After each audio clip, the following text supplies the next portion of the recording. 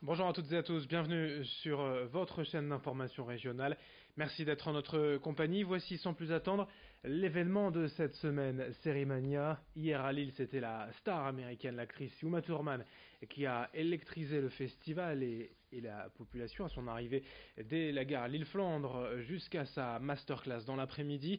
Et on enchaîne avec le programme de ce mercredi et ce jeudi, deux nouvelles journées pleines d'actions avec des projections, des stars encore à rencontrer, des débats, des masterclass. Le programme en 2 minutes signé Lucille Constant. Sérimania, le festival continue et ne se ressemble pas. Retrouvez tout de suite le programme du mercredi 27 et jeudi 28 mars. Nevada, 1965. Une société américaine ségrégée, une adolescente blanche abandonnée à la naissance et adoptée par une famille noire. Lorsqu'elle l'apprend, Fauna Odell, 17 ans, va alors enquêter jusqu'à retrouver sa famille biologique.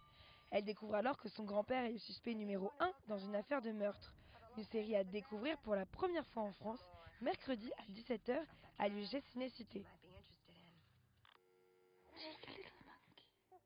Les mystères se poursuivent avec The Cry. Alistair et Johanna sont un couple de jeunes parents débordés par leur nourrisson Noah. Ils partent voyager en Australie pour récupérer la garde de la fille d'Alistair, née d'un premier mariage. Un soir, leur enfant Noah disparaît dans une station-service. La presse s'empare de l'affaire et accuse les parents.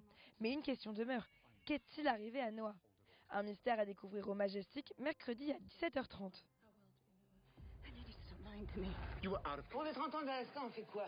On ferait pas une grosse fête? Jeudi, c'est la rencontre à ne pas manquer pour les fans de la série de France 2, 10%.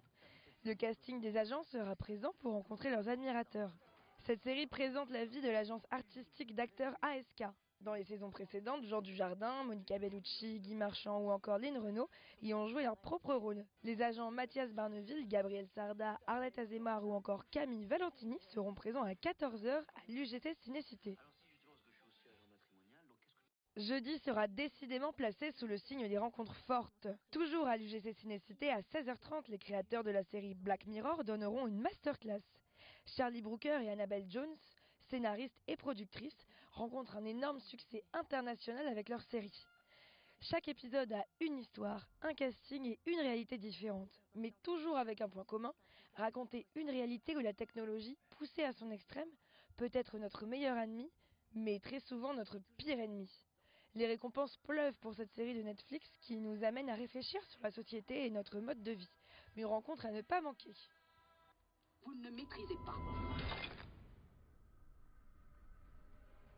Et pour clore ces 2 jours, le Nouveau Siècle vous accueillera une longue partie de la nuit. Pour patienter jusqu'à la diffusion de sa saison finale, profitez d'une nuit pour découvrir ou redécouvrir un des épisodes emblématiques de chaque saison de Game of Thrones. Prenez vos chaussons, vous en avez jusqu'à 5h30 du matin. Et jusqu'à la fin de l'événement, retrouvez le programme sur Grand Île TV et Grand Littoral TV. On enchaîne avec toute autre chose. Dans ce journal régional, on parle de justice avec la tenue cette semaine à Lille d'un procès exceptionnel.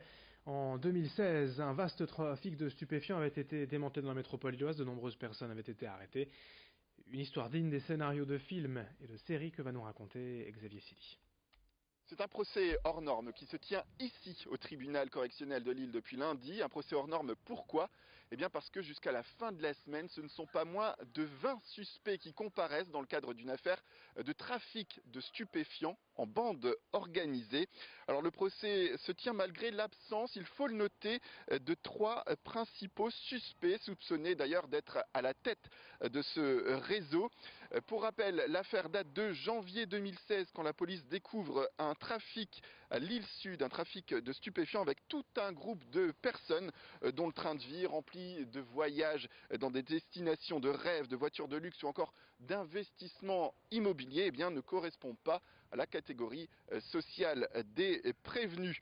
Un noyau de personnes donc qui trouve des ramifications partout en France, mais avec ce noyau à Lille Sud. Pour rappel, depuis décembre 2016, eh bien, la police était intervenue après les avoir suivis pendant 1 an pour pouvoir les interpeller de manière globale.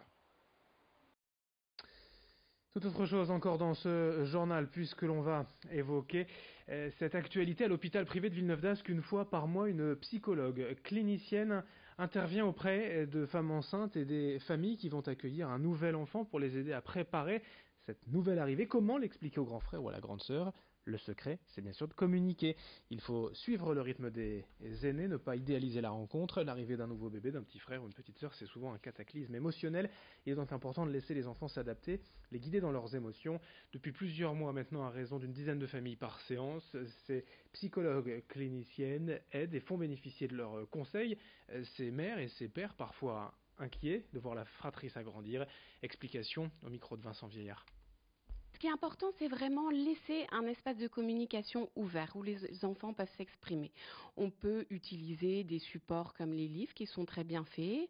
On peut utiliser le jeu aussi avec des petits Playmobil, échanger sur, c'est l'histoire d'un petit garçon qui va avoir un petit frère ou une petite sœur. Qu'est-ce qu'il se dit dans sa tête? Qu'est-ce qu'il ressent? C'est vraiment laisser cet espace de communication ouvert. Et après, surtout, prendre le temps à l'enfant de trouver lui-même ses repères, de se montrer disponible. Par exemple, la rencontre, souvent les parents idéalisent « Oh, ça va être super le moment de la rencontre, tu vas voir, ça va être génial ». Mais ils oublient aussi qu'il faut laisser simplement l'enfant s'adapter tout naturellement. Peut-être qu'il n'aura pas envie tout de suite de voir son petit frère ou sa petite sœur dans la chambre. Peut-être qu'il va faire à peine attention à son frère ou sa sœur. Et puis pour finir ce journal, sachez que les plus beaux marchés de France sont en lice pour un concours sur TF1 dans la région. 10 marchés ont été présélectionnés. Vous avez jusqu'au 9 avril pour voter et lire le marché qui représentera le Nord-Pas-de-Calais lors de la finale nationale. Exemple à Lille, celui d'Oisem a été choisi, un marché évidemment emblématique, bien connu hors des frontières lilloises. L'atmosphère, l'ambiance ici est unique. Sont en lice aussi cette année les marchés de l'Épeule à Roubaix, de Douai, place du Barlet, de Lens, place Roger Salengro, à Étaples, place de Général de Gaulle, les marchés du Touquet, d'Audric, de Fourmies, place de la République, de Valenciennes, place Verte et du Quesnoy. Vous pouvez voter sur internet pour votre marché préféré de la région, du Nord et du Pas-de-Calais jusqu'au 9 avril. Et puis ce dernier représentera la région sur TF1 lors du concours national. Merci de votre fidélité. Dans un instant, d'autres infos à suivre, notamment vos prévisions météo.